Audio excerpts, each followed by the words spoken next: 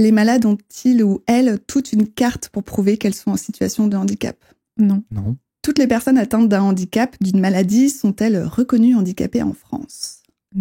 Non. Toutes les personnes en situation de handicap sont-elles incluses en France ? Non. Bienvenue chez Microcanap, un nouveau média indépendant et gratuit. Je suis Chloé, diplômée d'une école de journalisme et fondatrice de Microcanap. Retrouvez-moi un jeudi sur 2 sur YouTube, Spotify, Deezer et Apple Podcasts pour une émission de société et d'actualité française. N'oubliez pas de vous abonner pour soutenir ce projet de média indépendant et d'activer la cloche pour être tenu informé des sorties d'émissions. Et dites-moi en commentaire quel sujet vous aimeriez voir abordé. Je vous retrouve tout de suite pour le début de cette émission. Hey!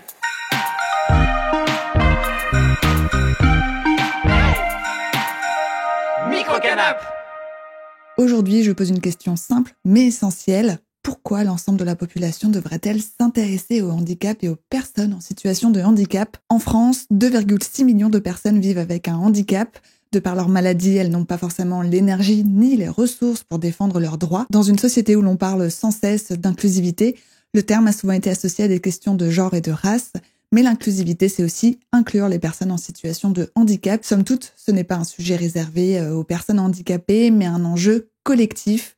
La façon dont nous incluons tout le monde dans notre société. Un handicap invisible comme celui lié au Covid long peut bouleverser la vie de celles et ceux qui en sont touchés, en particulier dans leur quotidien, leur mobilité, leur accès aux droits. C'est exactement ce que vit mon invitée Anaïs, qui il y a un an me parlait de son combat pour faire reconnaître son handicap et obtenir des aides. Je vous mets le lien de l'interview en description de cette émission. Aujourd'hui, un an après, comment a évolué sa situation ? Et qu'en est-il de cette inclusion des personnes en situation de handicap en France, où nous estimons que 80% des handicaps sont invisibles ? Pour en parler, j'ai aussi le plaisir d'accueillir Hugo Dupont, sociologue spécialisé dans les questions de l'inclusion des personnes en situation de handicap en France.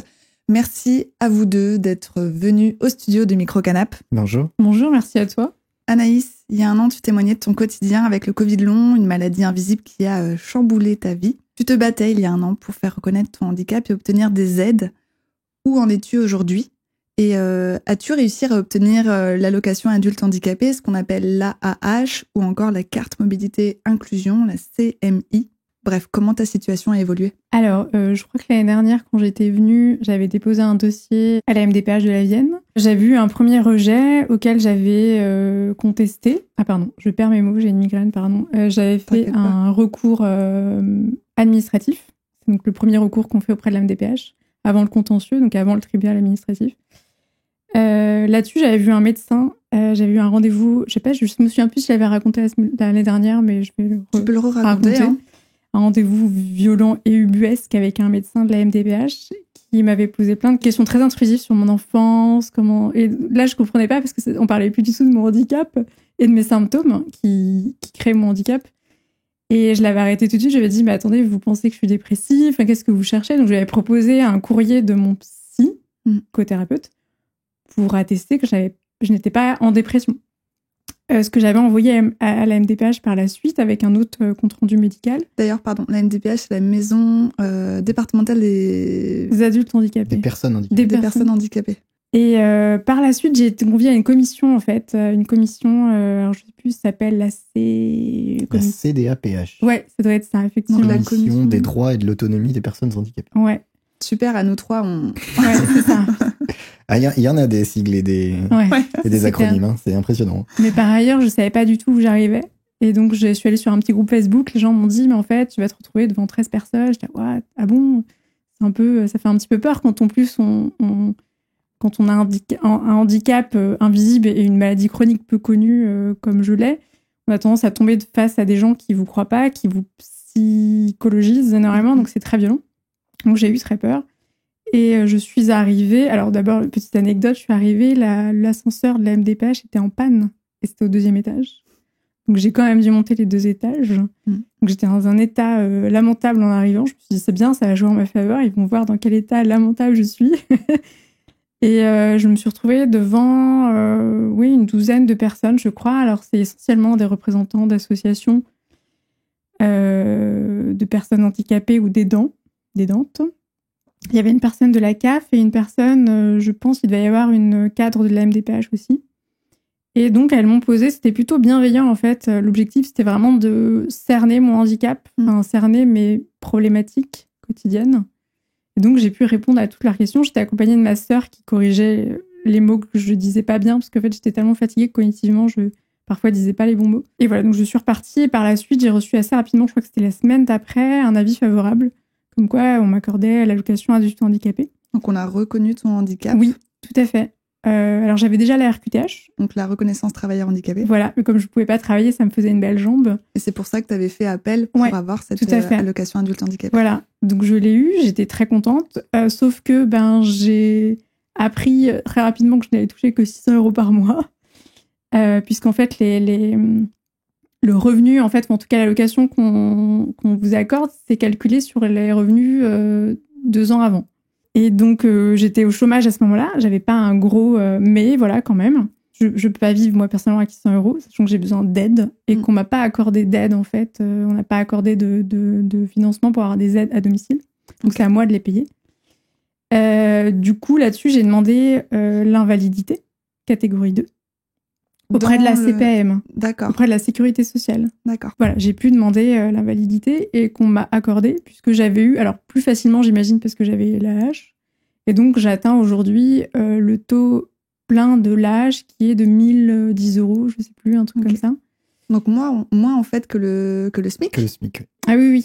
Ouais, on est en dessous du seuil de pauvreté. Voilà, j'ai eu la carte aussi mobilité inclusion, mais seulement priorité. C'est-à-dire que, alors, ce qui est très bien pour moi, parce que je peux pas rester debout, j'ai l'hypotension orthostatique et je peux pas marcher longtemps, donc c'est parfait. Ça veut dire quoi seulement priorité? Ça veut dire que tu es prioritaire pour t'asseoir dans le bus? Voilà, je suis prioritaire pour m'asseoir dans le bus. Il y a une file, je suis prioritaire. Je peux demander aux gens de passer, je présente ma carte et voilà. Je peux leur demander de passer devant eux pour passer à la caisse, par exemple, à la gare pour prendre l'ascenseur, des choses comme ça. Et j'ai pas eu le stationnement, par contre, je ne sais pas pourquoi. Parce que je ne conduis pas, peut-être. Mais ça aurait été bien pratique pour mes accompagnants, pour autant. Donc voilà où j'en suis pour l'instant. Petite question comme ça, mais sur tes 1000 € là. Oui. Combien sont destinés à tes aidants et aidantes? J'ai une aide à domicile 2 à 3 heures par semaine. Je crois que j'en ai pour 200 € par mois. Et en plus, j'ai 3 heures de ménage. C'est 150 ou 200 €, je sais plus. Enfin, voilà, donc il te reste 500 € pour payer, enfin 600 pour payer ton loyer, ta nourriture. Oui, voilà. Pour le reste, oui, voilà, c'est ça. Ok. T'as des APL? Non. Et pour contextualiser un peu, je vous invite vraiment pour celles et ceux qui nous écoutent ou qui nous regardent, à écouter ou regarder l'émission de l'année dernière où tu expliques concrètement en fait que rien que te laver les cheveux, lever tes bras pour laver tes cheveux, ça peut te déclencher 3 jours de crise, enfin des malaises, etc. Donc une aide à domicile et une aide pour le ménage, c'est plus que nécessaire pour toi. Ah oui. Par ailleurs, il me faudrait plus parce qu'en fait, j'y pensais justement en préparant l'émission. Il y a des semaines où je ne sors pas parce que j'ai personne pour me sortir en fait. J'ai un fauteuil roulant, mais j'ai besoin de quelqu'un pour me pousser. Donc, il y a des semaines où je ne sors pas chez moi. Voilà, donc si j'ai pas des amis ou de la famille qui vient me voir, je ne sors pas. Et j'ai le renouvellement de l'AH cette année à l'automne, du coup. Parce qu'il m'a été accordé, en fait, juste pour 3 ans. L'AH et l'invalidité m'ont été accordés pour un temps minimal de 3 ans. Très rapidement, il va falloir que je refasse une demande de nouveau, oui. Ça t'inquiète? Un petit peu, oui. Parce que je vois très bien à quel point le renouvellement, c'est pas automatique. Pas parce qu'on l'a eu une première fois qu'on va l'avoir une deuxième. Vu le contexte économique et politique, je suis aussi inquiète. Ouais. Hugo, en tant que sociologue, quelle définition de l'inclusion en France? Et est-ce que la France, elle s'adapte au handicap? Alors, une société inclusive, c'est une société dans laquelle, idéalement, dans la définition, il n'y a plus d'obstacle à la participation de quiconque. Voilà, tu parlais que le mot inclusion s'applique non seulement aux personnes handicapées, mais aussi à la question des personnes racialisées ou des personnes LGBT. C'est l'idée que donc personne, par une singularité qui dénote dans les normes traditionnelles de la société, n'est empêché d'accéder alors à un bien, à un service, à la culture, au sport, à ses droits de citoyen, etc. Donc c'est ça une société inclusive. Et ça vient en fait de la définition du handicap qui a changé vers la fin du XXe siècle, début du XXIe siècle, où avant le handicap c'était une fatalité, c'était pas de chance, c'est-à-dire vous étiez malade ou déficient. Déficient, c'est pas forcément une maladie, et c'est ça qui vous rendait handicapé. C'est-à-dire que vous aviez une jambe en moins, vous ne pouvez plus courir. Ça fait de vous une personne handicapée. La définition a changé au moment où on a quitté ce champ médicalo-centré de la définition du handicap à un paradigme plus environnemental du handicap, c'est-à-dire ça n'est plus le fauteuil roulant qui fait de vous une personne handicapée, ce sont les escaliers. Et à partir de ce moment-là, ça n'est plus une fatalité personnelle, c'est une responsabilité sociale. Tout le monde est responsable du fait qu'il y ait des personnes handicapées. Donc à partir du moment où ça devient l'environnement qui fait de vous une personne handicapée, il est donc possible de retirer les obstacles environnementaux à votre participation. Donc une société inclusive est une société dans laquelle il n'y a plus d'obstacles, et donc il n'y a plus de personnes handicapées. Donc la France, est-ce qu'elle est inclusive à l'heure actuelle ? La France, elle essaie de jouer sur les deux tableaux, en tout cas c'est le sens de la loi, c'est-à-dire sur le sens de l'accessibilité, donc ce que je viens d'expliquer, rendre accessible l'environnement, c'est retirer un maximum d'obstacles, tout en sachant très bien qu'on n'y arrivera pas totalement, mais c'est un horizon, donc on va vers l'horizon, on l'atteint jamais l'horizon, mais on y va et on essaie d'améliorer les choses petit à petit. Et puis, une deuxième façon de faire qui est plus présente en France, c'est la compensation.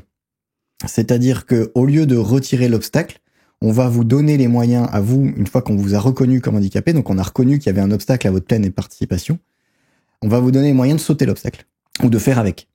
Et ça, c'est la compensation. Donc ça veut dire, d'un côté, c'est une politique, je dirais, préventive du handicap, c'est-à-dire on va faire en sorte que vous ne soyez jamais empêché. Et de l'autre côté, on va dire, bon, alors, on constate que vous êtes empêché, on va vous donner un droit supplémentaire pour pouvoir faire avec ou sauter l'obstacle. Donc c'est un aménagement particulier, c'est une allocation particulière, c'est une aide humaine, c'est etc. J'aimerais plutôt que vous m'expliquiez le terme de valide et le monde validiste. Ces termes sont employés dans le monde du militantisme qui lutte pour l'inclusion des personnes en situation de handicap. Qu'est-ce que ça veut dire ? Être valide, pour moi, c'est une opposition à être handicapé, c'est-à-dire du coup, c'est ne pas faire face aux mêmes difficultés, à la même stigmatisation, invisibilisation et dévalorisation que vivent les handicapés. C'est ça, être valide, c'est pas avoir à penser à l'accessibilité, c'est ne pas avoir à penser à tous ces traitements, c'est pas avoir cette charge mentale. Et donc le validisme, c'est au niveau d'une société, parce que les institutions vont invisibiliser les médias, la culture va invisibiliser les handicapés, les dévaloriser. Enfin voilà, c'est s'inscrit dans un système. Voilà. Hugo, est-ce que tu as quelque chose à rajouter ? Non, c'est une très bonne définition. Le validisme, c'est quand même l'idée que la société est faite par les valides, pour les valides. Voilà, de la même manière que le patriarcat, c'est une société faite par les hommes pour les hommes, et les femmes, elles prennent la place qu'on leur laisse, qu'on veut bien leur laisser, ou alors faut qu'elles fassent 3 fois plus d'efforts pour exister. Le validisme, c'est un petit peu la même idée. Hein. Donc tout est fait, pensé, comme si tout le monde avait toutes ses capacités physiologiques, psychiques, intellectuelles, etc., définies par une norme. Alors une norme qui est pas forcément qui est pas toujours définie de la même façon. Ça peut être la moyenne, mais ça peut être aussi une norme élitiste. Donc là, on est en dehors de la moyenne. Mais une norme qui peut être médicale. La norme du corps, c'est une norme médicale. Un corps normal, c'est comme ça, même si la plupart de la population n'y correspond pas. C'est ça le validisme. Donc être valide, c'est être capable de participer pleinement à cette société parce qu'on en a les capacités pleines et entières qui répondent à l'ensemble de cette norme. Et donc, si on s'écarte de cette norme, c'est cet écart à la norme qui est évalué et qui fait de nous une personne handicapée. Hugo, tu viens de sortir un livre, Idées reçues sur le handicap. Ici, je vous mettrai le lien en description de l'émission. Peux-tu nous dire pourquoi tu as eu envie de travailler sur ce sujet ? De quel postulat tu partais et quelles sont tes conclusions ? Alors, je l'ai co-dirigé avec effectivement 2 collègues, Étienne Douat et Stéphane Vaquero. Stéphane Vaquero de l'Université de Limoges, Étienne Douat de l'Université de Poitiers. Alors, l'idée de la collection, c'est de se saisir d'un thème, d'un sujet et d'essayer de trouver des idées qui circulent dans la société, peu importe les espaces. Et donc, on s'est saisi de la question du handicap en observant qu'effectivement... le changement de définition n'était pas forcément acquis. Continuer à se penser le handicap de manière très médicalo-centrée, continuer à y avoir l'idée que être valide, c'est mieux. Donc ça reste une tragédie d'être handicapé. Oui, souvent ce qu'on entend, c'est « t'es courageux, t'es courageuse, mais comment tu fais ?» Voilà. Et puis parallèlement, des idées sur ça y est, l'école, elle est inclusive, quoi. La société est de plus en plus inclusive. Donc, se saisir un petit peu de tout ça, puisque chaque chapitre a été écrit par un chercheur différent. Donc, c'est la richesse de ce livre, c'est qu'il y a 18 chercheurs qui ont travaillé dessus. Ah oui, je vois les noms là. On Voilà. collaborait à cet ouvrage. Tout à fait. Ok. Donc chacun a écrit un chapitre dans sa spécialité, si j'ose dire. Et chaque chapitre démarre par est mis en exergue une citation. Alors ça, voilà, encore une fois, ça peut être une chanson, ça peut être extrait d'un média, ça peut être extrait d'un discours politique, ça peut être extrait d'une série, ça peut être n'importe quoi. L'idée, c'est de dire, bah, voyez, cette idée, elle circule. La preuve, je l'ai vue là. Et donc, je la commente. Je la discute. Alors, soit pour dire, bah, c'est une idée reçue, et comme toute idée reçue ou stéréotype ou préjugé, bah, je le combats. Et je le remets en cause, soit pour dire, bah, et c'est la plupart du temps, c'est comme ça, de toute façon, c'est dans la nuance, hein, c'est oui, mais, non, mais, soit pour dire, bah, en effet, ça persiste. Donc c'était vraiment ça l'idée du livre. Super. Alors je précise que je ne l'ai pas encore lu parce que tu as juste reçu. Il vient de sortir, je viens de recevoir les exemplaires. Donc je le lirai avec attention très rapidement. Et si tu veux, Anaïs, je te le prêterai. Oui, avec plaisir. Anaïs, est-ce que ton quotidien a changé depuis l'an dernier grâce aux démarches que tu as réalisées? Selon toi, il y a encore des difficultés liées à la reconnaissance des handicaps invisibles? Oui, et du handicap en général, je pense. Globalement, ça m'a quand même aidé à avoir une situation financière un peu plus correcte, ouais. Clairement. C'est pas négligeable, enfin, c'est un stress en moins quand même. Malgré tout, j'ai pas eu d'aide effectivement sur les aides à domicile. Par contre, j'ai réussi à trouver un rythme avec des aides qui me permettent de pouvoir me reposer, voilà, de pouvoir accéder à, enfin, pouvoir me faire à manger, voilà, avoir une maison entretenue, être aidée dans le quotidien, pouvoir avancer aussi dans l'entretien de ma maison. Enfin, ça, c'est quand même agréable. Mais effectivement, enfin, c'est des aides que je paye. Alors, grâce effectivement à cette allocation, mais voilà, ça me fait des sous en moins peut-être pour autre chose. Enfin, voilà. Parce que ta vie, là, à l'heure actuelle, c'est quoi? Tu fais quoi de tes journées? C'est comme l'année dernière. Je pense que ça n'a pas trop changé. Si j'arrive à de nouveau remarcher un peu dans ma rue, mais sinon, je suis essentiellement alitée. Je n'ai pas de loisirs, vraiment. Je lis un petit peu des articles ci et là. J'ai droit à une petite demi-heure quand j'ai pas des migraines de films par jour ou de séries, max. De temps en temps, je vois des amis, 1 heure, 1h30 maximum. Voilà. Tout est un effort. À ça. Tout est un effort. Alors effectivement, ça me fait faire des économies sur les loisirs. De temps en temps, je voyage quand même dans ma famille pour changer d'air, changer de maison. Voilà. Mais tout reste un effort et voilà. Hugo, en tant que sociologue, quel regard portes-tu sur le parcours de reconnaissance et d'inclusion des personnes en situation de handicap en France, notamment après avoir entendu le témoignage d'Anaïs? Alors le parcours c'est un véritable parcours, effectivement. Je pense que le mot est juste, de reconnaissance. Il n'est pas évident. Déjà, c'est à soi de faire la démarche. Donc ça veut dire qu'il faut savoir faire preuve d'initiative, comprendre, ça c'est le plus difficile. Hein. On parlait des acronymes, des sigles tout à l'heure. Alors, depuis 2005, donc il y a la maison départementale des personnes handicapées qui est quand même une avancée parce que c'est un guichet unique où on peut aller rechercher les informations. Avant, il n'y avait pas de guichet unique. Hein, selon l'origine de votre handicap, selon le handicap que vous aviez, selon si c'était une naissance, acquis, vous étiez adulte, enfant, c'était pas forcément les mêmes guichets. Maintenant, les maisons départementales des personnes handicapées font face à un afflux de demandes de plus en plus grand. Pour donner une idée, le nombre de reconnaissances de la qualité de travailleur handicapé a fait plus que doubler en 20 ans. Le nombre d'élèves enfants reconnus handicapés a plus que triplé en 20 ans. Ça s'explique comment? Alors ça, c'est une question sur laquelle effectivement on peut revenir, mais ce qui explique évidemment que les démarches administratives soient longues, qui explique que c'est long, que c'est un peu déshumanisant dans le sens où c'est quand même une bureaucratie médicalo-administrative, et voilà, donc c'est avec son côté efficace, légal, rationnel, mais aussi avec son côté déshumanisant, parce que vous êtes un dossier et que la décision elle doit se faire objectivement et pas subjectivement, sauf évidemment quand il y a ce que tu as fait, c'est-à-dire appel ou réclamation, où là on vous entend, on vous écoute, et là il y a subjectivité qui rentre en jeu, et souvent ça change un petit peu les choses. Avec cette question médicale aussi, toujours, alors même que la définition a changé, je rappelle que ça n'est plus un problème médical, c'est un problème environnemental. Le médecin est encore un élément central de cette bureaucratie. Et les médecins, comme tu as pu en faire l'expérience, comment dire, Et ce qui remonte des personnes que j'interroge, alors qui sont plutôt des parents d'enfants handicapés, mais même les enfants adolescents me le disent, ils sont toujours obligés de répéter. Comme si chaque praticien ne faisait pas confiance à ce qu'a pu conclure un autre praticien avant lui. Il faut toujours qu'il recommence, qu'il se fasse sa propre opinion.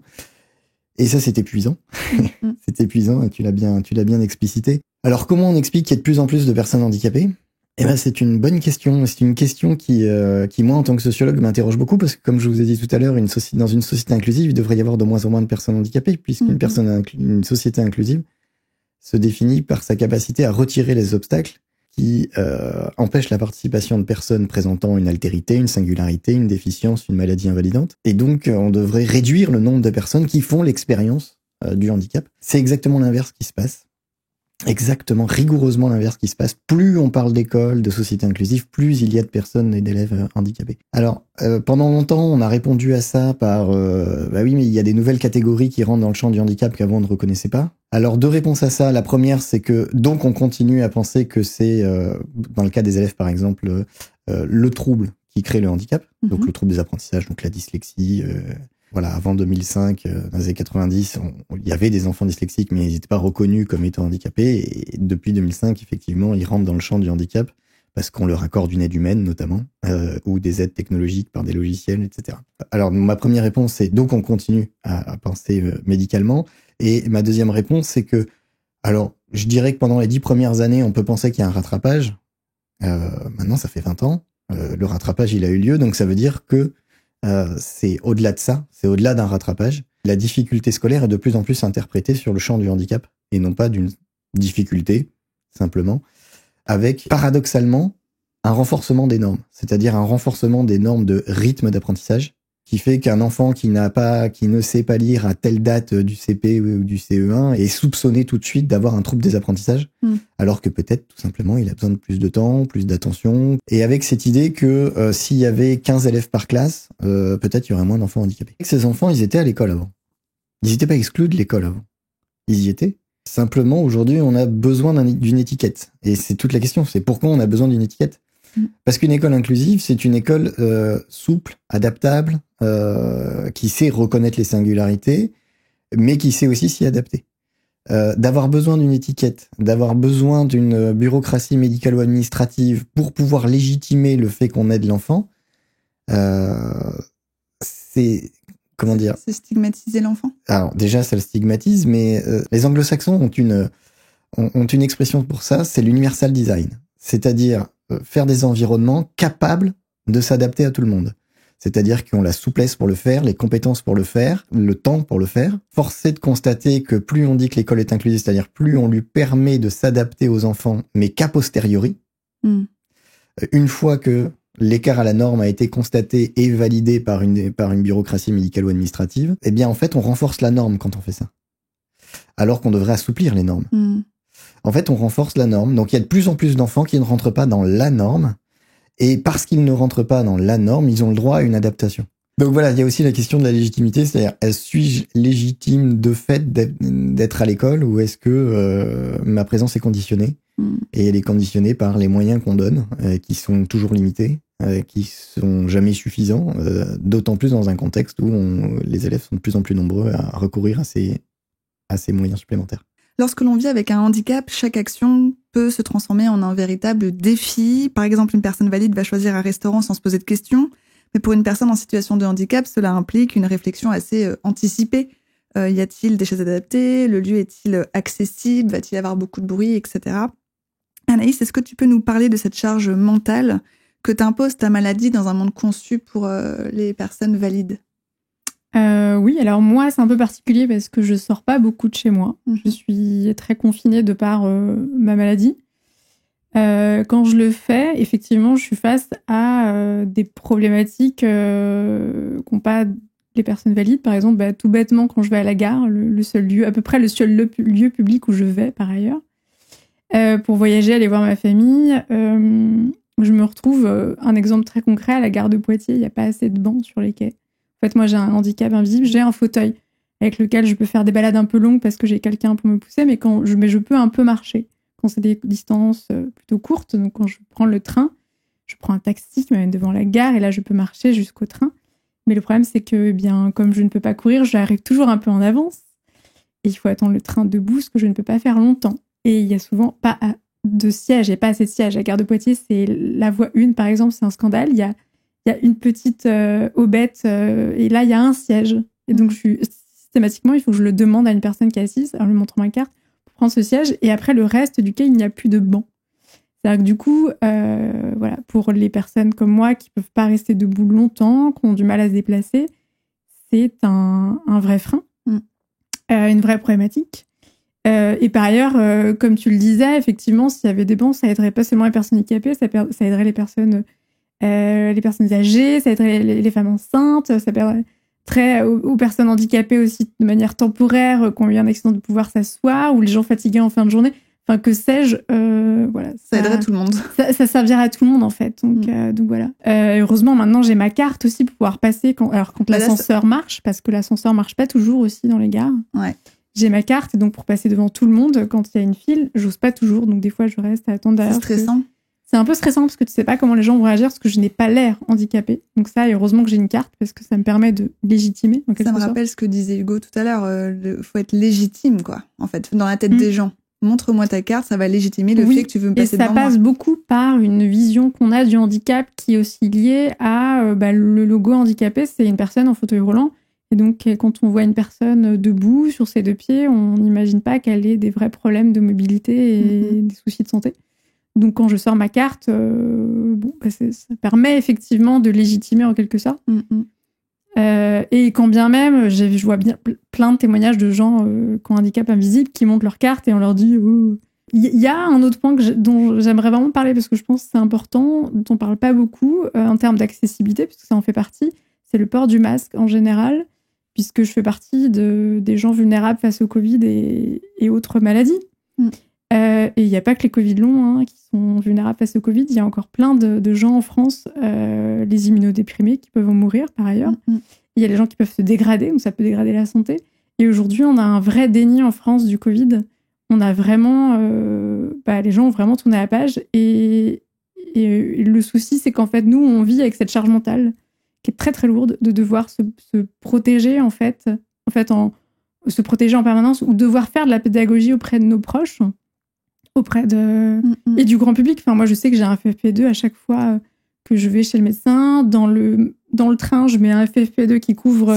les gros masques, c'est pas les masques... bec de canard. Dans le train, je mets vraiment celui-là parce que je sais qu'il protège très bien. Il y a des collectifs de citoyens, citoyennes, de malades chroniques et de chercheurs et de chercheuses qui se sont mis en place justement en association, pour justement dénoncer en fait ce déni, cette invisibilité et cette banalisation des infections du Covid, et en disant en fait, il y a énormément de malades chroniques en France et d'handicapés qui, en hiver surtout, sont obligés de s'isoler et de se confiner. De pas fêter Noël, de pas fêter le Nouvel An, de ne pas avoir leurs proches ou de se mettre en danger, en fait. Voilà. Donc, c'est une vraie problématique. Et ça fait partie, c'est aussi une charge mentale, et c'est un isolement. C'est aussi une stigmatisation. Mes proches, j'ai de la chance, ils se sentent concernés. Le problème, c'est que moi, ça me stigmatise en permanence de devoir demander ou de faire de la pédagogie. Donc, j'ai arrêté de faire de la pédagogie. Maintenant, je prie juste. Je mets un petit spray dans le nez pour antivirus, pour à Noël, j'essaie de profiter en essayant de mettre de côté ces histoires-là, mais je sais très bien qu'en fait, les gens ont pris une vie normale, et j'ai du mal à leur reprocher parce que rien en France, et absolument pas l'État, ne garantit notre sécurité, en fait. C'est-à-dire qu'il n'y a aucune campagne de sensibilisation sur le Covid. On fait plus de tests PCR, les gens ne sont plus isolés quand ils sont malades.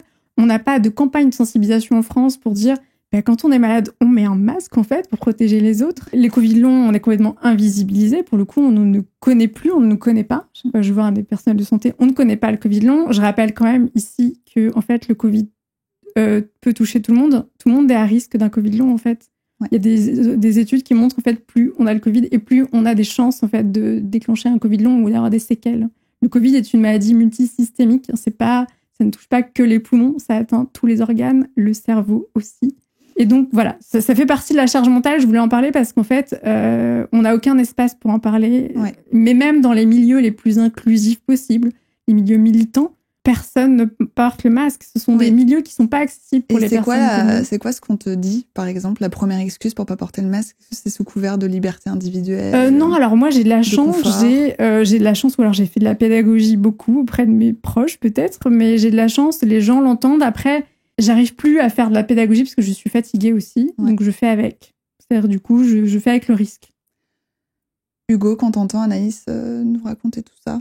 Oui, il y a quelque chose qui est revenu à au moins 2 reprises dans ce que tu nous as dit, c'est le fait que l'accessibilité, c'est pas seulement de la technologie ou ou une rampe ou des bancs. Il y a ça, et ce serait déjà pas mal, hein, ce serait déjà bien, évidemment, mais c'est aussi de l'humain.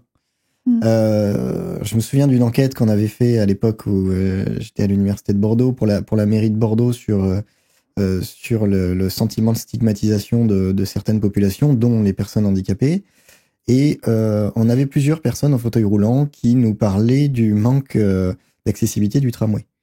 Et je me souviens de l'élu adjoint au transport qui dit « Mais attendez, on a fait un tramway tout neuf, il est très accessible, on a fait hyper gaffe, ça nous a coûté assez cher. » Enfin, qui était choqué par ce qu'on lui racontait. Je lui dis « Non, mais attendez, je vais expliquer ce que nous ont dit les gens. C'est-à-dire que oui, on peut rentrer dans le tramway avec le fauteuil roulant. Sauf que si vous venez à l'heure de pointe, en fait, vous gênez. Et on vous fait sentir que vous gênez. Parce que à votre place, on pourrait mettre 6 personnes debout, quoi. Et que tout le monde se pousse. Et en fait, vous n'êtes pas le bienvenu. Donc, ça suffit pas d'avoir fait le tramway accessible. Il faut que les gens soient bienveillants, accueillants, disent « Bon, bah, il y a quelqu'un en fauteuil roulant, on se pousse. Et puis, on attendra le prochain, tant pis. » Alors même que s'il était pas là, on aurait pu rentrer. C'est pareil pour les piscines. Vous pouvez rendre la piscine la plus accessible possible. Si vous êtes obligé d'attendre dans le froid, qu'on veuille bien vous descendre dans l'eau, et que si vous sortez 3 fois dans l'heure de l'eau, en fait, vous voyez que le maître nageur vous l'embêtez, et qu'il dit, bon, bah, faudrait savoir, vous voulez être dans l'eau ou pas dans l'eau? Alors que tout le monde a le droit de sortir et rentrer dans la piscine autant qu'il veut quand il est valide. Eh bien, vous n'y retournerez pas à la piscine. Et que ça n'est pas vrai, donc, que la piscine est accessible, quand bien même elle est équipée de tout ce que vous voulez. Donc, il y a ça. Et donc, c'est ce que tu évoquais, effectivement, quand on dit, bah, quand je demande la place, il faut qu'on me la donne, quoi. Et sans rouspéter, parce que sinon, effectivement, au bout d'un moment, tu la demandes plus. Tu la demandes plus, t'es plus le bienvenu, et donc, du coup, tu n'oses plus aller prendre ton train, et donc, t'es encore plus fermé, encore plus invisible. Et voilà. Donc, l'accessibilité, c'est aussi de l'accessibilité humaine. Et c'est ça qui m'a marqué dans ce que tu disais. C'est pas seulement, ce serait déjà pas mal qu'il y ait une accessibilité, environnementale, structurelle, ou je sais pas comment le dire. Mais il faut aussi que chacun soit sensibilisé à ça, formé à ça, capable de se mettre à la place d'eux, de comprendre. Et c'est là une des limites de la compensation. On le disait tout à l'heure, il y a la stigmatisation. Et ensuite, ça prête le flanc aussi à l'interprétation de c'est un privilégié. Et quand c'est invisible, c'est encore quelqu'un qui exagère, quoi. Un peu comme les chômeurs qui trouvent pas de travail parce qu'en fait ils en cherchent pas et que c'est des feignants. Mais là c'est un peu la même chose. Elle a trouvé la planque, quoi.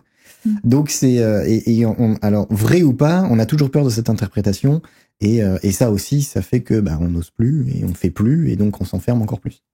Moi ce qui me marque en vous entendant tous les deux parler là, c'est le poids d'être en situation de handicap, émotionnellement parlant, mentalement.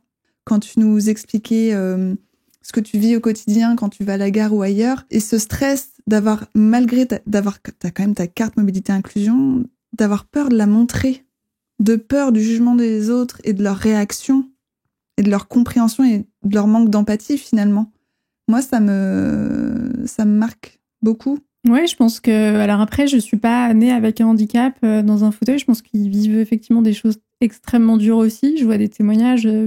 Pour le coup, les réseaux sociaux, je conseille d'aller lire en fait des comptes de personnes concernées en fait. C'est toujours très intéressant leurs témoignages et je pense que quand on est handicapé, on vit avec ce stigmate et on comprend très très vite qu'on est dans une société qui n'est pas pour nous. On voit très bien qu'il y a des freins à certaines choses, mais le handicap, ça va sur des droits fondamentaux. Le droit à pouvoir se déplacer en fait, c'est un droit fondamental en fait, le droit au logement. Des personnes qui peuvent pas se loger parce qu'il n'y a pas assez de logements en fait adaptés PMR. Le droit d'avoir des aides aussi pour être autonome. Enfin, c'est quand même des droits fondamentaux de base qui sont pas assurés.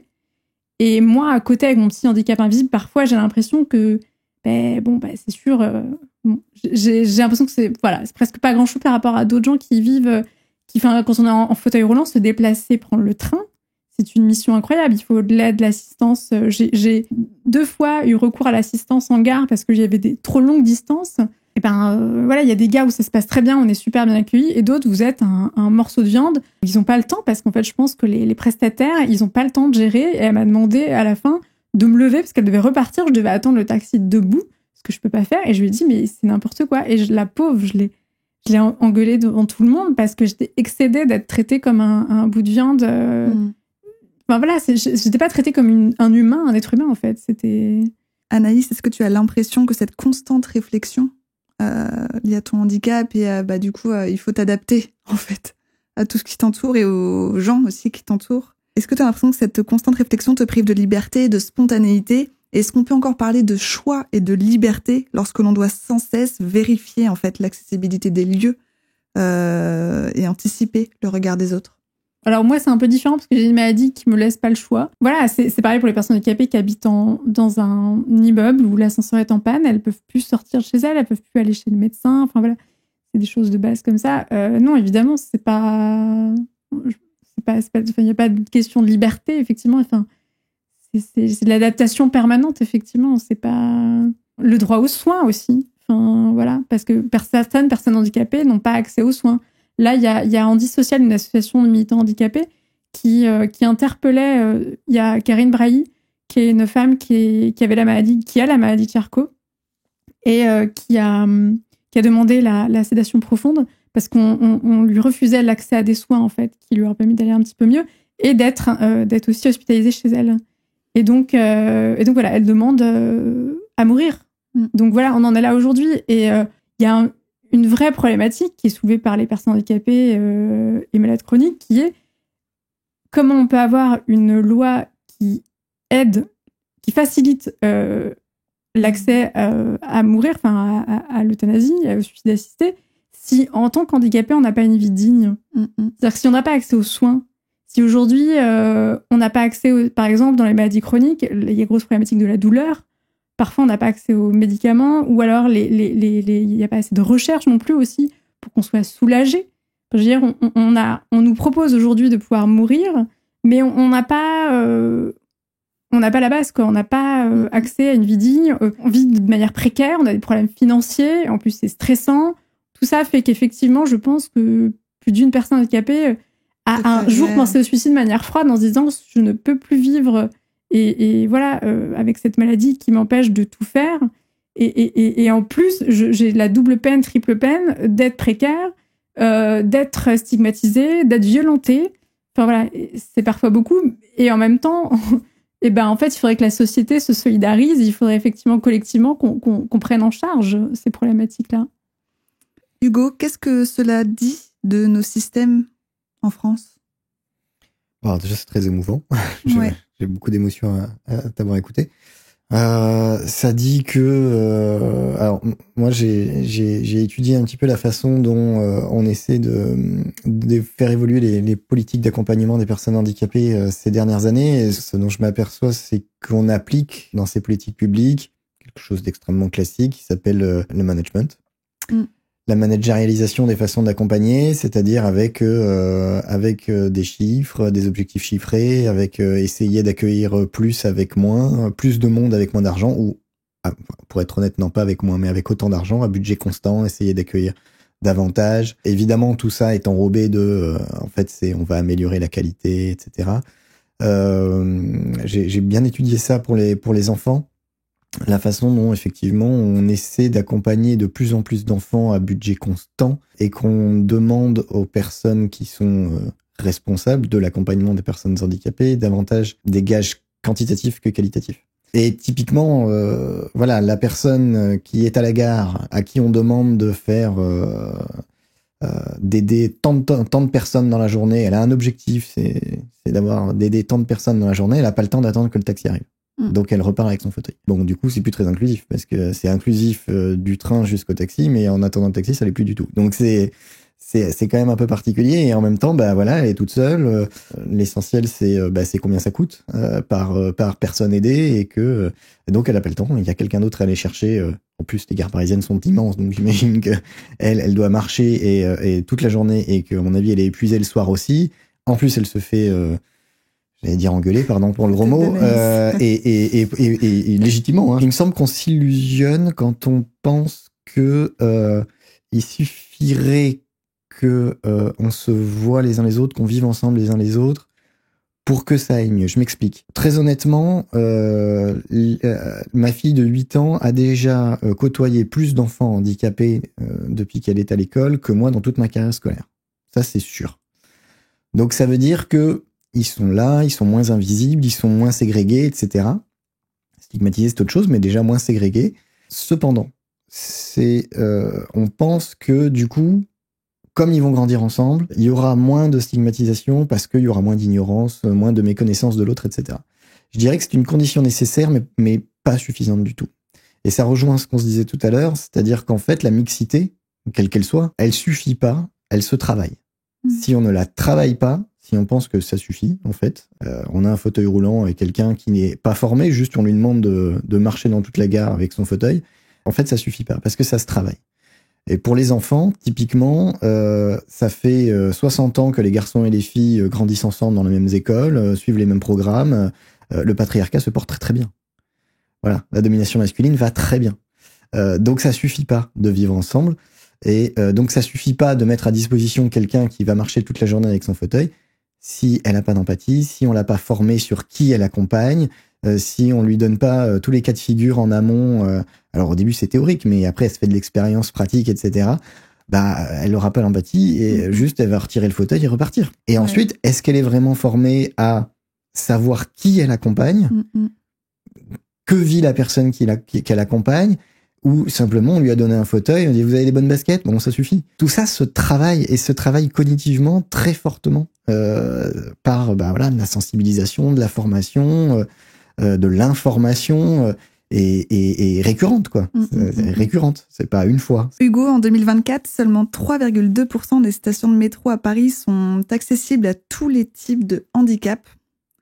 Comment peut-on repenser l'organisation des activités et des services publics pour qu'ils soient véritablement accessibles et inclusifs ? Alors c'est vrai que le cas du métro, il est emblématique. Le métro, il a été fait il y a plus d'un siècle, à une époque où on n'y pensait pas du tout. Il y avait beaucoup moins de monde qui prenait le métro aussi, donc les couloirs sont pas adaptés, même ne serait-ce qu'au monde. Et le monde rajoute au fait que ce soit difficile de pouvoir y accueillir des personnes qui marchent lentement, qui sont fauteuil roulant, qui prennent plus de place. Puis il y a énormément d'escaliers, il y a très peu d'escalators. Oui, il y a vraiment d'escaliers à Paris. Il est emblématique parce que ça fait plus d'un siècle qu'il a été construit, dans un contexte totalement différent, et que le refaire coûterait... il faut le refaire entièrement, quoi. Il faut reprendre tout à zéro, quoi. Donc effectivement, c'est compliqué. Alors, ce qui est souvent répondu, c'est oui, mais du coup, les personnes handicapées sont prioritaires pour prendre un taxi. Sauf que elles sont plus précaires, donc elles ont encore moins de budget pour prendre un taxi. Sauf que voilà, c'est pas le même prix. C'est pas le même prix, et que les allocations, on en a suffisamment parlé, sont pas si élevées que ça. Pour pouvoir prendre un taxi à Paris, entre un ticket de métro et une course de taxi, effectivement, c'est pas tout à fait la même chose. Donc, oui, donc ça empêche de la mobilité, très clairement. Ça empêche de la mobilité. Après, aujourd'hui, normalement, tout transport en commun nouvellement fait doit être accessible, ce qui est globalement le cas, mais on remplacera jamais le métro à Paris. Puis là, le problème, c'est les stations notamment, parce qu'en fait, pour accéder à une station, il y a que 3% des stations. Et donc, en disant ça, je suis même pas sûre que 3% d'entre elles aient des ascenseurs, en fait. Mais oui, il y en a que 3%, en fait, c'est les plus récentes. Je pense que c'est la ligne 14 qui doit dater des années 80, je crois, ou 90. Et puis, c'est les dernières lignes, là, qui commencent à apparaître, qui, elles, sont totalement accessibles, totalement. Après, c'est problématique aussi, pour avoir été parisienne, pour les mamans, parce que c'est souvent des mamans, avec leurs poussettes. Ouais. Alors là, c'est la solidarité qui se fait, mais effectivement, ça servirait à d'autres gens aussi que les personnes handicapées, au passage. Oui, c'est exactement l'idée de ce que j'évoquais tout à l'heure de l'universal design, c'est-à-dire l'idée de se dire que rendre accessible aux personnes handicapées, en fait, c'est pas seulement pour les personnes handicapées, tout le monde en profite, quoi. L'accès à l'emploi représente également un défi majeur pour les personnes en situation de handicap.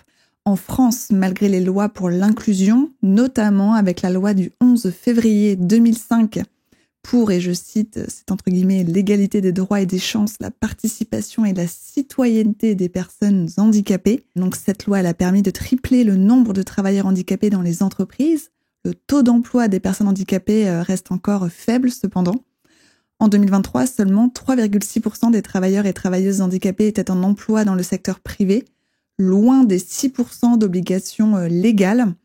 Dans le secteur public, ce taux atteint 5,66%, mais il reste insuffisant par rapport à la population active dans son ensemble. De plus, le taux de chômage des personnes en situation de handicap reste élevé. En 2023, il est de 12% contre 7% pour la population générale. Ces chiffres, ils révèlent un problème structurel d'inclusion sur le marché du travail.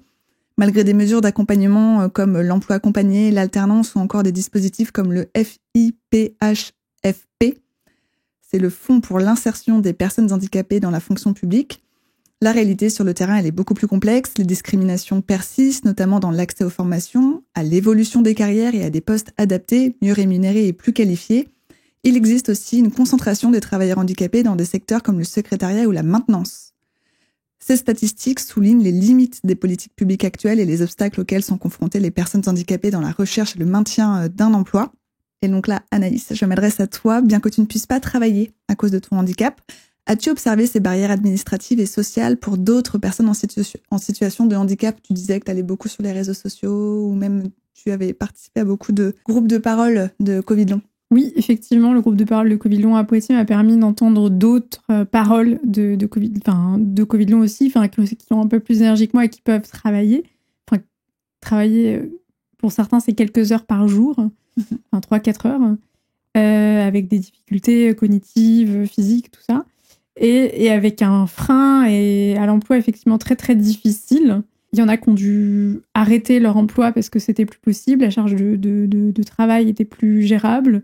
Il y en a qui essaient de rester dans le secteur où ils sont, où elles sont, et c'est compliqué parce que les aménagements qu'ils et elles demandent sont pas entendable en fait par les entreprises, c'est-à-dire aménagement d'heures, travailler un certain nombre d'heures par jour, pouvoir faire la sieste par exemple, avoir du matériel, tout ça, c'est beaucoup d'entreprises et des secteurs, que ce soit le public ou le privé, qui mettent des freins, qui veulent pas en fait, ça le dérange. Il faut adapter les postes, donc du coup c'est lourd, donc c'est difficile. Ça c'est ce que j'ai entendu. Moi je sais que quand je pouvais travailler avant de me dégrader, j'avais commencé à travailler à mi-temps thérapeutique et je comptais rechercher, quand je suis arrivée à Poitiers, du travail. Et j'avais demandé justement la RQTH pour avoir une certaine légitimité à demander des aménagements en me disant, voilà, au moins, j'aurai la loi de mon côté. Pour rappel, la RQTH, c'est la reconnaissance de travailleurs handicapés. Après, je me suis rendu compte avec d'autres témoignages qu'en fait, ça sert à rien, la RQTH. C'est pas pour autant, il n'y a pas de poste. Je voulais travailler par exemple dans le public en me disant, il y aura peut-être des postes, puisque je sais qu'il y a un certain pourcentage dans la loi, tout ça. Dans les faits, en fait, il n'y a pas de poste. Donc après, je me suis dit, après, je me suis dégradée, j'ai pu travailler, mais... Je suis allée regarder un peu sur Internet les offres d'emploi pour les personnes en situation de handicap, donc les emplois RQTH. Et c'est souvent du secrétariat, du ménage, c'est des travails en 100%, finalement, ou 80%, payés 80%. C'est vrai qu'il n'y a pas beaucoup de postes, finalement. Dans la fonction publique, il y avait 3 ouvertures de postes pour le ministère de l'Intérieur, 3 ouvertures de postes pour une année entière d'ouverture de postes RQTH. Donc c'est vrai qu'il n'y a pas beaucoup de choix, ni beaucoup d'adaptabilité finalement. Hugo, comment tu analyses la manière dont la société valorise la productivité et l'efficacité, et en quoi cela inclut-il ou non les personnes en situation de handicap ? Alors, je suis pas un sociologue du travail, donc je vais pas dire des bêtises sur la productivité, mais oui, on a une société qui va toujours plus vite, valorise le dépassement de soi. Et d'ailleurs, pour les personnes handicapées, ça crée un autre biais, c'est-à-dire que du coup, je vois pour les Jeux paralympiques, on en parle dans le livre, il y a un chapitre sur le sport adapté, sur le parasport. On a tendance à penser, ils sont plus forts sur Rome, machin. Bon, déjà, si on les considérait comme des humains à égalité, ce serait déjà pas mal. Il n'y a pas besoin d'en arriver là. D'autant qu'en fait, ça cache en fait la perpétuité de la perpétuation, d'idées de perception en fait négatives sur ce qu'ils sont capables de faire ou pas capables de faire. Simplement pour la question de l'emploi, alors il y a effectivement les réticences à aménager un poste de travail, il y a les réticences à adapter le rythme, à accorder que pendant 3 heures en début d'après-midi la personne ne peut pas travailler. Il y a quelque chose aussi qui est en amont de la question de l'emploi, c'est justement la question du scolaire. Les personnes handicapées sont moins qualifiées que les personnes valides, du fait déjà avant même d'entrer dans la vie active que elles ont pu pousser un peu moins loin leurs études que la population générale. Donc ce qui explique donc que l'entrée dans la vie active est soit plus difficile, soit se fait de manière plus précaire, parce qu'on sait que plus on est haut dans la hiérarchie des diplômes, plus le marché de l'emploi nous attend, et inversement, des fois, il nous attend pas du tout. Donc déjà, il y a ça. Ensuite, il y a effectivement le fait que la précarité, alors la précarité temporelle, c'est-à-dire on peut pas travailler à 100%, elle est imposée, et que parfois c'est un petit peu plus difficile de donc trouver du travail, parce que forcément, parmi toutes les offres d'emploi, il faut déjà éliminer toutes celles qui sont à 100%. Donc hop, ça réduit, donc fatalement. En fait, une personne handicapée qui travaille, bien souvent, c'est son deuxième métier. Parce que déjà, être handicapé, et tu l'as bien expliqué tout à l'heure, t'as des aides ménagères, des aides humaines qu'il faut gérer, il faut gérer leur emploi du temps, et puis ça aussi, ce sont des emplois précaires, donc parfois ça change, donc il faut reformer la personne, lui réexpliquer tout ça. Donc en fait, on est aussi dirigeant de cette petite PME qui est notre quotidien. Donc en fait, on a ce double métier. Donc t'évoquais l'aspect financier de cette chose-là, mais il y a aussi l'aspect tout simplement cognitif, de charge mentale, et de se dire qu'en fait, quand on travaille, on a 2 métiers. On a le métier de sa prise en charge à soi, et le métier qu'on nous demande, avec toutes les exigences que peut avoir un employeur. La conséquence de ça, c'est que tu l'as dit, plus de précarité, plus de chômage chez les personnes handicapées. Et aussi, on observe que les personnes handicapées ont davantage recours au travail indépendant. Parce que justement, elles peuvent gérer davantage ce qui est de l'ordre de la gestion de son handicap et de ce qui est de l'ordre de son rythme de travail. Et donc, elle peut s'adapter à elle-même et essayer d'adapter ses contrats sans avoir forcément à le dire en plus aux prestataires. C'est-à-dire que on a des clients et oui, je le fais pour telle date. Mais après, que je le fasse la nuit, que je le fasse tôt le matin, que je dors en fait la moitié de l'après-midi, que ça regarde pas la personne, et j'ai même pas à le justifier. Et ne pas avoir à le justifier, c'est déjà, ça fait du bien. En fait, on observe une surreprésentation dans le travail indépendant de personnes handicapées, de travailleurs handicapés. Revers de la médaille, c'est qu'effectivement, la protection sociale est pas la même. C'est pas magique, c'est pas une solution magique et parfaitement satisfaisante, mais c'est une solution auquel pas mal de personnes handicapées finissent par avoir recours. Anaïs, Hugo, en conclusion de cet échange, quel changement, même petit, pourrait rendre le quotidien des personnes en situation de handicap plus inclusif et accessible, tant sur le plan personnel que professionnel? Moi, je dirais déjà écouter la parole des personnes concernées, aller lire si vous êtes sur Instagram, sur les réseaux sociaux, n'hésitez pas à aller lire les comptes, les témoignages de personnes handicapées et malades chroniques. Il y a des blogs. Je peux, par exemple, citer le blog d'Elisa Rojas, qui est une militante anti-validiste, qui est avocate, qui a un blog qui s'appelle Aux Marches du Palais, qui parle justement des freins qu'elle a à être avocate en étant en fauteuil roulant. Il y a des associations à aller voir aussi, association Winslow, association ARA, qui sont 2 associations qui luttent justement pour l'information sur le Covid et comment s'en protéger, et dénoncent aussi la ségrégation de certaines manières des personnes vulnérables. Association Antisociale aussi, qui va travailler, elle, à dénoncer les problématiques sociales des personnes handicapées.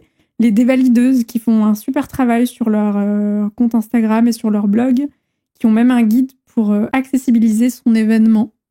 Il y a des podcasts aussi qui existent. J'avais noté un qui s'appelle Compassion. C'est CON Passion.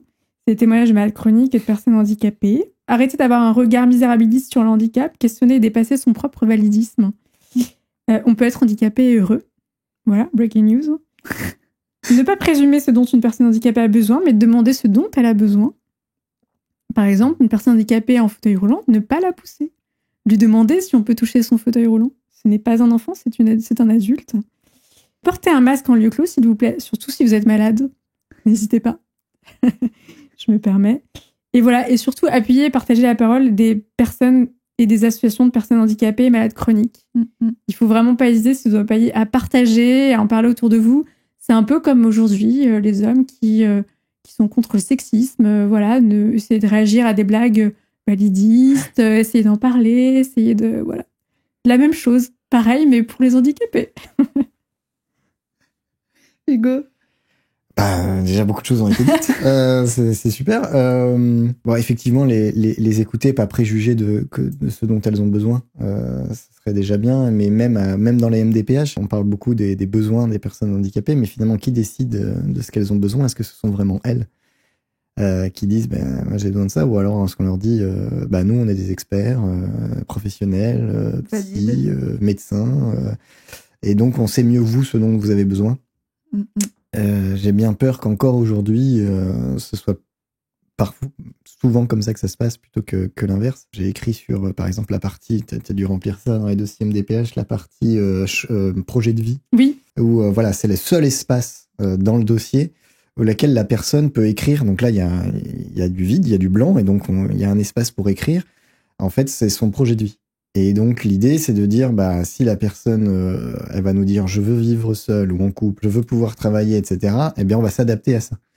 Sauf qu'en fait, ce que j'observe, c'est que souvent, il y a un jugement du réalisme de ce projet de vie. C'est-à-dire qu'en fait, ce projet de vie, soit il n'est pas rédigé toute seule par la personne, et donc, en fait, il est co-rédigé en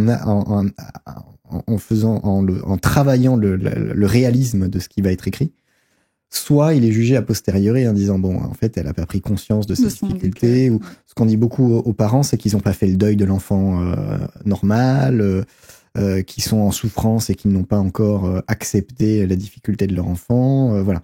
Donc en fait, il y a un jugement de cette partie-là. C'est aussi l'idée, alors ça, j'étais très marqué par ça, je trouve que c'est un collègue anglo-saxon qui a écrit ça, je me souviens plus de son nom, j'ai lu ça dans un livre, qui dit, les personnes handicapées ont le droit de faire de mauvais choix.